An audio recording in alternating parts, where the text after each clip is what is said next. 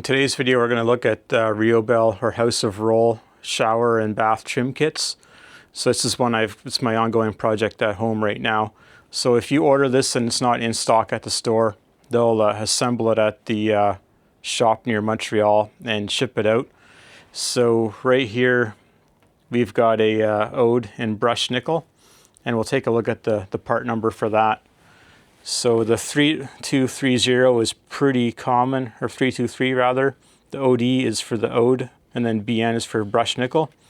And when you buy this, you're going to get kind of two boxes. So you're going to get the box of all the trim gear. And when you leave the store, they'll probably give you the rough-in at first. This is a R93 rough-in kit. It's their Pro kit.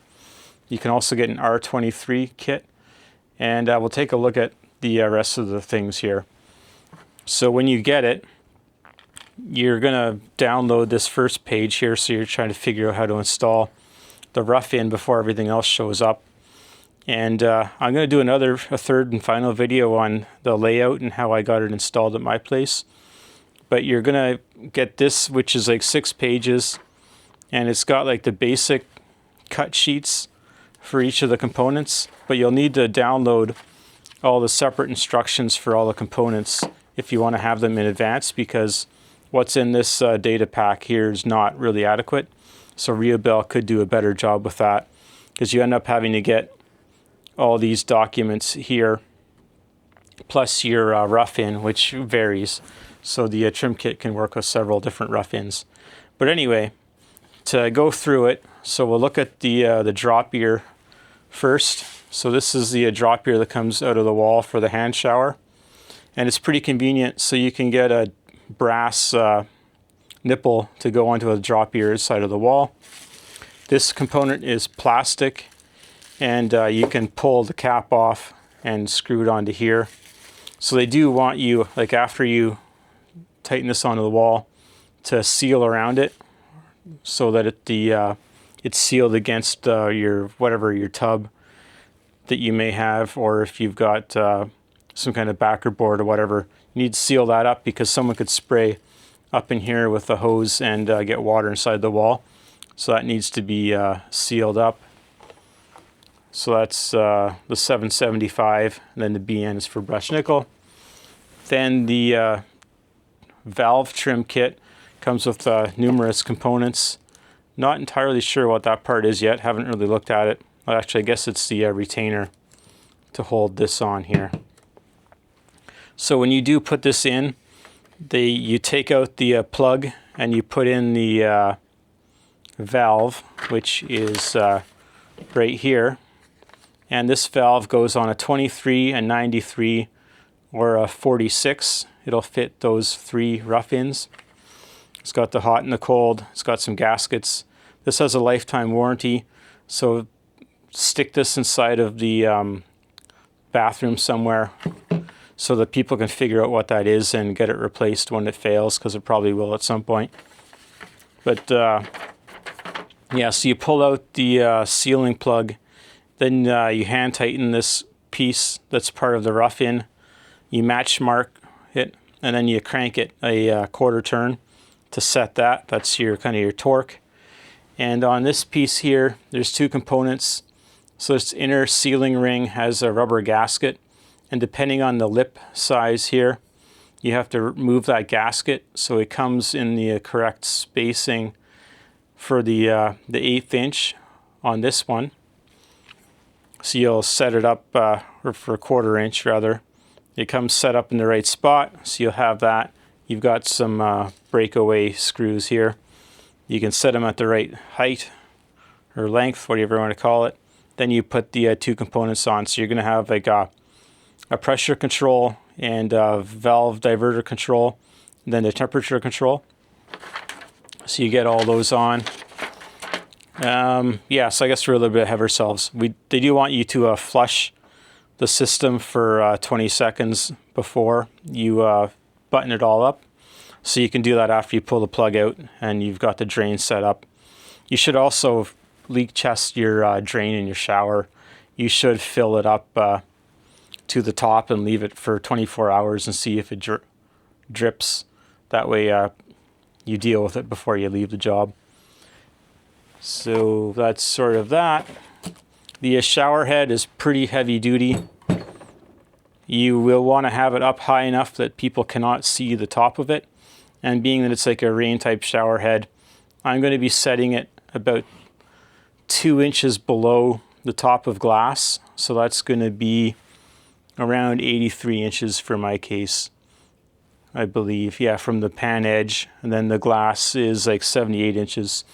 So yeah, you have to do the math with the neck.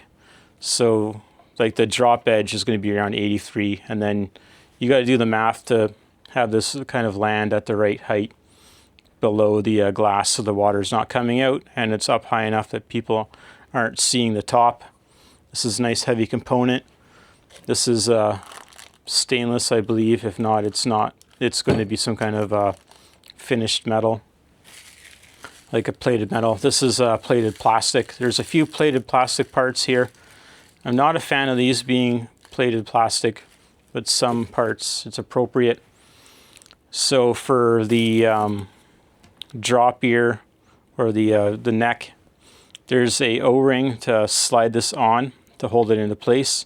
So again, you'll probably just caulk around where this goes into the wall so that water can't get into the wall, but it's so high up in the air, really shouldn't have an issue. This is a nice finished piece here. It's metal. The handle is plastic, which you want to be plastic, because if you drop that in the shower, that would really hurt you if that was a chunk of stainless or something. So that's good. There's a button you can click for the 2 sprays. It's not entirely serviceable, but that's okay. I think that's a check valve in here. They say in the literature there's 2 check valves, so it shouldn't dribble too much. This is the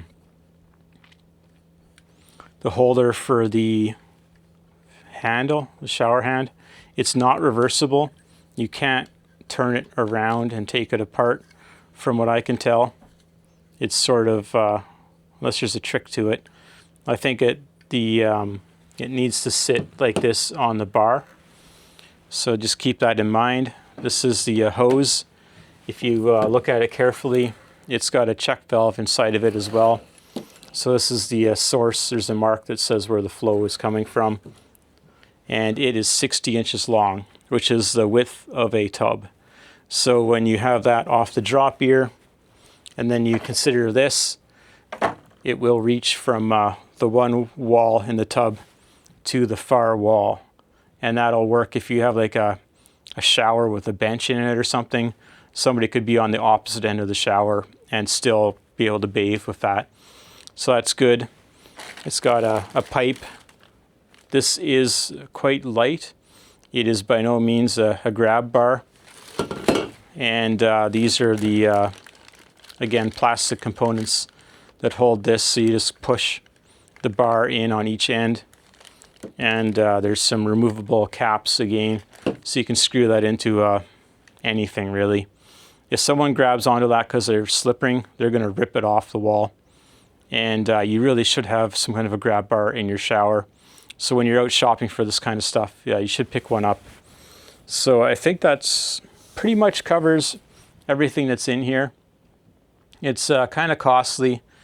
It's probably $1,000 US to get the whole thing with the trim kit and the rough in, and about $1,300 Canadian, something like that, I believe is what we paid. But it should last a long time, and it's well thought out. And this part will be a bit of a question for people in the future, where they'll have to figure out that they can slip a screwdriver in there to pop this cover off to get to the screws. But I think everything else is pretty self-explanatory. You will have to teach people how to use the shower initially with the 2 different valves on it, with the one for the flow and the diverter, and then the other one for the temperature. So you just set the temperature once and you leave it. This one, the Ode, has 2 fairly large levers on it, and we picked that because it's easy to use.